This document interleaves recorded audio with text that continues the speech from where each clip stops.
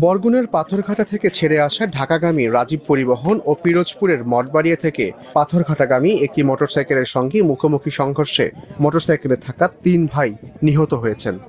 রাজীব পরিবহন এখান থেকে উঠাই দেওয়াই ভালো, আমাদের লাইনে না থাকাই ভালো। সম্ভবত আমরা যে এই গাড়িটা পাইছি এইভাবে অনেক ছাড় দেওয়া হয়েছে। আমাদের এই লাইনে আমরা রাজীব পরিবহন চাই না। আমাদের এই লাইনে যদি 20টা দুর্ঘটনা ঘটে, 20টার ভিতরে আপনার 18টা ঘটে রাজীব পরিবহনের। নিহতরা হলেন মঠবাড়িয়া উপজেলার টিকিকাটা ইউনিয়নের 22কুড়া গ্রামের মোহাম্মদ নাসির উদ্দিন খানের 3 ছেলে, 22 বছরের মোহাম্মদ নাইমুজ্জামান খান, 14 বছর বয়সী মোহাম্মদ শান্ত খান ও 8 বছর বয়সী মোহাম্মদ নাদিম খান।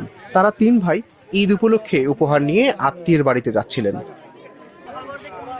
রাজীব পরিবহনের চালক পালিয়ে গেলেও বাসের সুপারভাইজার ও সহযোগী চালককে পুলিশ আটক করেছেন। এখন আইনি প্রক্রিয়া যেটা আছে সেটাতে যাচ্ছি আমরা। লাশ কি পোস্টমর্টম যাবে? পোস্টমর্টমের দিকে যাচ্ছে। আর এই যে গাড়ি জব্দ হবে, গাড়ি নিয়ে যাবো আমরা, মামলা হবে সড়ক পরিবহন আইনে।